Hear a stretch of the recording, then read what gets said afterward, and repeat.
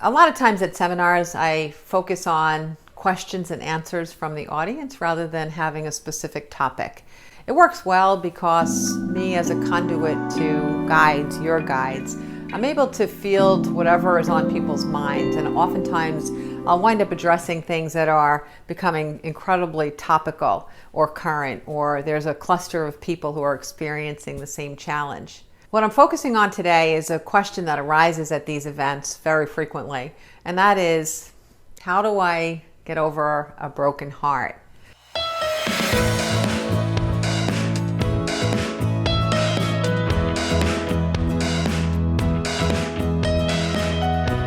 It's a common challenge, and it seems to be sort of like a black hole that once we have a breakup with someone, whether we wanted to be with them or not, it just seems to use up all of our energy in the aftermath of it.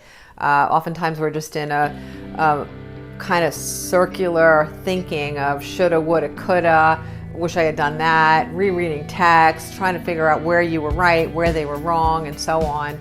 And as you're focusing on this and trying to get over the pain, you wind up putting more energy toward the pain, which is exactly what you're trying to do the opposite of. So getting over a breakup, it's a specific challenge that we may face at some point, and there are some very specific tools that will help you to move forward. One of the things I find kind of fascinating and understandable is that very frequently when a client has a bad breakup, or a breakup that came on unexpectedly or suddenly, or even one that they precipitated, they didn't like the relationship to begin with, or they knew that there were red flags that said, this is not going to be the right person for me in the long run. Yet that doesn't seem to diminish the after effect of how they feel the loss, and there's nostalgia, and there's melancholy, and there's this enormous void in front of them of, am I ever going to have somebody to fill that space again? Will I be alone forever? So it brings back a flood of insecurities of, am I worthy? Am I able to have a committed relationship on the romantic front that I want, or is there something about me that makes me unappealing in the long run? Am I doing something wrong? Am I unworthy? So it's so interesting how whether or not we were blindsided or we precipitated the breakup or someone else did, it still has a lot of the same impact on our emotions and our inability to move forward in the way that we would like to. So let's peel this back and start looking at some explanations for those reactions, but also some strategies to move forward. Okay, I want to set the stage by saying that in all of my adventures with consciousness going to the space of the energy realm where we are not physical, and then coming back and living a life and observing how we live and the big differences between how we live as humans and what it is like to be in the space of bliss and joy and limitlessness in the energy realm. One of the things that I have come to realize is that probably the most compelling desire for humanity that connects us is the desire to be in a soul-to-soul, mutually beneficial, romantic relationship. It seems to be kind of tied into the narrative of what we believe is our purpose for life, or how we express or see expressed outside of us that we are worthy, that we are chosen, we are selected.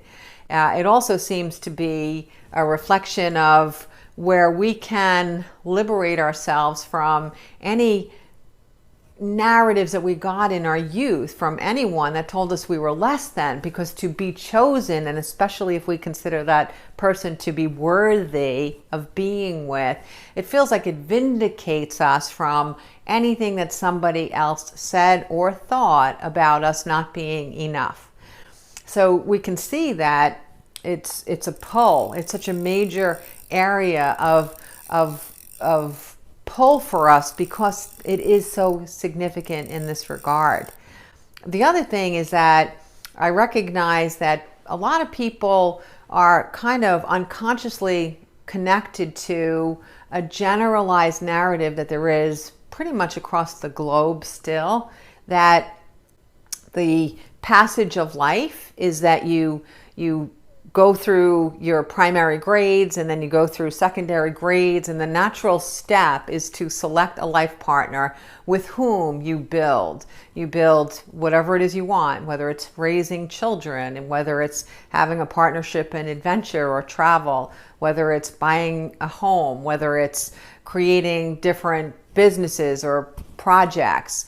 But the idea is, the narrative is pretty much similar around the world, that this is the way life unfolds. You do this, this, this, and then you select your life mate and you live happily ever after. I think that the challenge of it being a rigid conversation about it being only marriage, we're starting to loosen up on that version of it, but we still are seeing that a lot of people have an expectation that there will be this life partner in the future. Now, the other thing that we take in is a kind of an expression from media, from families, and from society, that there's also a timeline for it that's appropriate. We bend that timeline over each decade and over each generation. I don't know about you guys, but my parents got married at 17 and 19 years old.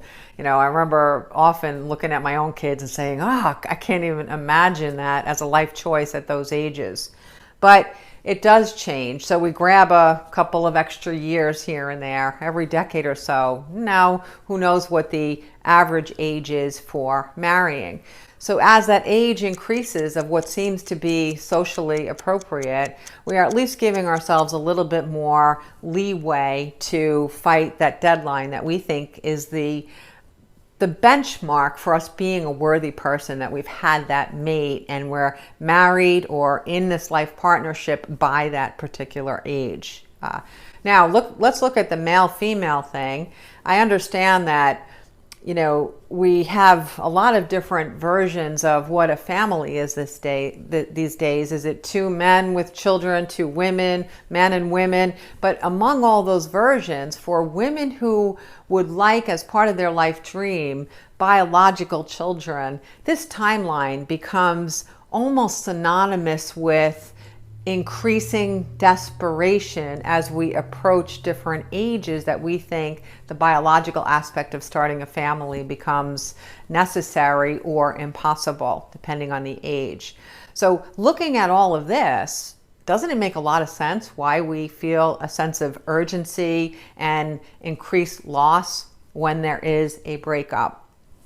Now, outside of that particular narrative, let's go to maybe people who are in their 40s, 50s, 60s and may not be considering starting a family, or that might not be their life goal, or even younger people who are not necessarily putting that into their life dream. It's equally alluring to imagine having a life partner for other societal messages to overcome those that we get. And those messages are, you're worthy when someone chooses you, and especially if we judge that person as being a worthy person. And number two, if you are coming from relationships that have not previously worked out, there almost seems to be this hovering judgment, like, oh, you always choose the wrong people, you always chose the wrong guys, is it you, is it them, now you're the common denominator, what's wrong with you? So there's almost this kind of like added pressure to like prove to the world that I too am worthy because I have a partner who I consider to be a good choice who has selected me. Wow, that's a lot. That's a lot of pressure to begin with.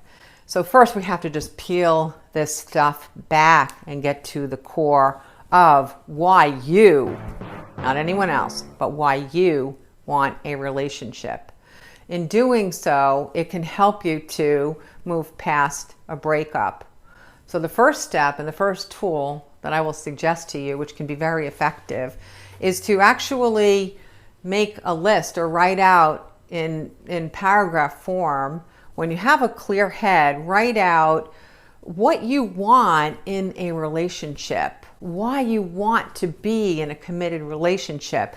Try not to think of the individual that you've just broken up with, but try to really stay focused on the possibility of it without putting a particular person in the slot of what you want in a relationship.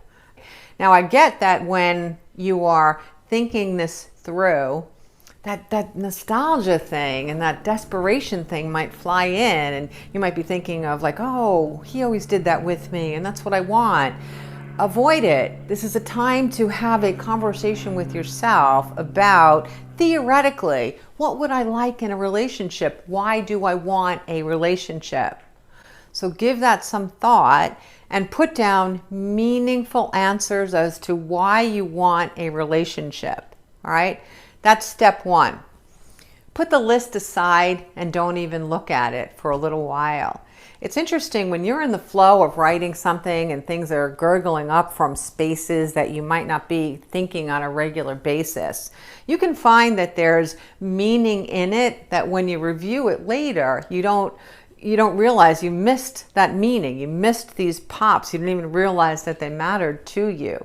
But once you're given an opportunity to write out a list like this, you pull things out that are important that you hadn't necessarily realized were significant. So the next step is, in a day or so, pull that list out and look at it again without judgment and say, which of these are significant to me? Which of these are insignificant to me? What I really like doing with clients at this point is I actually like to rank them. And here's why it works. Like, suppose you wrote 30 items on that list. If you rank them from 1 to 30 of why you want to be in a meaningful relationship, what you're actually doing is you're making sure that you're focusing on what matters to you. That ranking system helps you to move away from the suggestions of the media or your parents or your friends or anyone. And it helps you figure out what you want, which is really the only important element in the end. So rank them. Now you have to remember too, if it made the list, it's important to you. So don't worry about number 30 not being important. It is important. You put it on the list. But when you rank them, you start to see a reflection of what matters to you, okay? Another thing that can happen is as you're doing the ranking, you might find that you want to cross some off because I don't know why I said that, and I don't think that really matters. But you might find that you're adding some things. Let's talk about without judgment. I can't tell you how many times I've had a client say, well, because I'm super tall, I'd prefer being with someone that is maybe, over 5'9". And they look to me with kind of like, oh God, that feels so judgmental. Well, it really isn't. This list is about what you want. It's not about what other people want. It's about what makes you feel happy. And if that happens to be something that makes you feel more aligned with a partner, and you recognize that you don't want to be with someone that's in a different height range, then write it on your list. No judgment. No judgment. Okay? It doesn't preclude something else from happening, of course, but if you put it on the list, at least you're becoming aware. So what do I want? What do I want in a relationship? How do I want to feel? Without judgment. Be honest, without judgment. Put that on your list. Now, during a time of a breakup, something fascinating to do is after you've done both of these techniques, look at the list again, and now, for the first time, conjure up the person that you have broken up with. Look at that list. Let's still say it's the 1 to 30. How many of those 1 to 30s were really there? I bet you're going to find that there's a lot of holes, and you're going to start to come to the conclusion whether the breakup was precipitated by the other person or by you. You're going to come to the conclusion that I'm happy I had this relationship, but it certainly is not the choice that I would ideally or optimally make for my future. So there's some freedom There's some freedom there. It's liberating to see that I'm mourning the thought of something. I'm mourning memories. I'm mourning in a state of fear of being alone. But those are my imagination. Those are not facts. Those are not real. So by looking at this list, not only have I seen a developed sense of what I would like in a romantic partner, but you've also begun to create a meaningful and specific conversation with the universe that can help to direct such a person into your presence. Why is that significant? Because most of us, even when we meet someone, until we become really self-aware, we're meeting people based on the energy of our history, not necessarily on the energy of where we want to be or how we want to choose to live today. So by writing out this list and reflecting on it, you're changing your narrative with the universe and the magnetic energy of the flow of how you come into contact with people that you may, in the future, begin to date or have relationships with. So for the purpose of moving past a breakup, not only does this give you clarity into your own sense of why this relationship might not have been the right one for you, but it also begins the process of opening up doors of possibility for you in the future. These exercises are a really good starting point for helping you to move past that pain that you might be experiencing after a breakup. So enjoy these, immerse yourself in these, do a job that you know you're capable of doing. This is not something you want to rush through. This is something you really want to dive right in there and figure out yourself more now. Now is the opportunity. And I will see you next time with more great tips.